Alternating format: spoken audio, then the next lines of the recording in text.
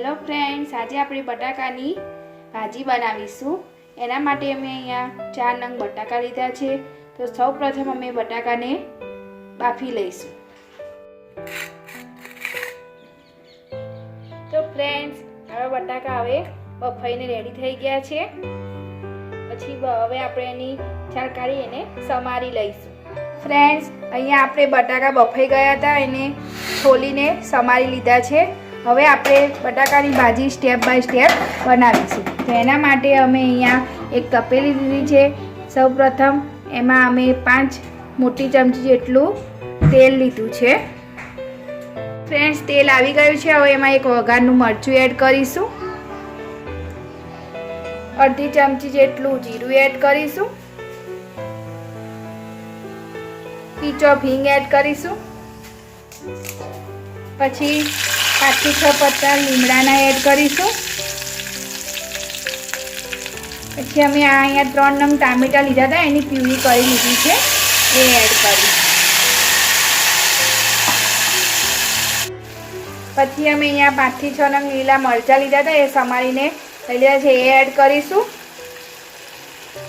પછી અહીંયા અમે 3 નંગ જેટલા ટામેટા સમારીને લીધા છે, એ એડ કરીશું। પછી સ્વાદ અનુસાર મીઠું એડ કરીશું। પછી આને 10 થી 15 મિનિટ જેવી આ પ્યુરીને બધું ચડવા દેવાનું છે।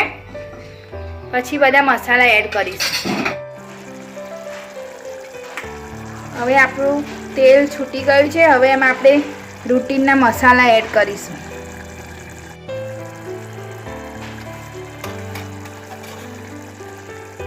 અડધી ટેબલસ્પૂન જેટલું લાલ મરચું એડ કરીશું, અડધી ટેબલસ્પૂન જેટલી હળદર એડ કરીશું, અડધી ટેબલસ્પૂન જેટલું ધાણા જીરું એડ કરીશું,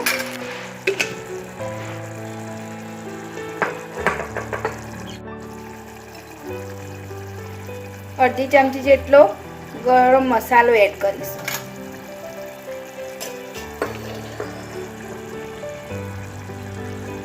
એક નાની વાટકી જેટલો ગોળ એડ કરીશું।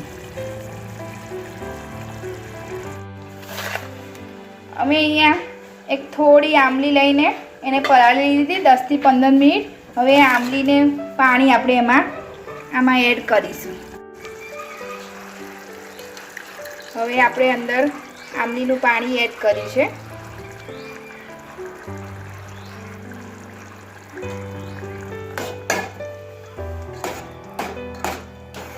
પછી બધું મિક્સ કરી લેવાનું છે અને 10 મિનિટ સુધી ઉકળવા દેવાનું છે અને પછી આપણે બટાકા છેલ્લે એડ કરીશું। હવે તેલ છૂટી ગયું છે, બધું ચડીને મસાલા રેડી થઈ ગયા છે। હવે એમાં આપણે બટાકા એડ કરીશું।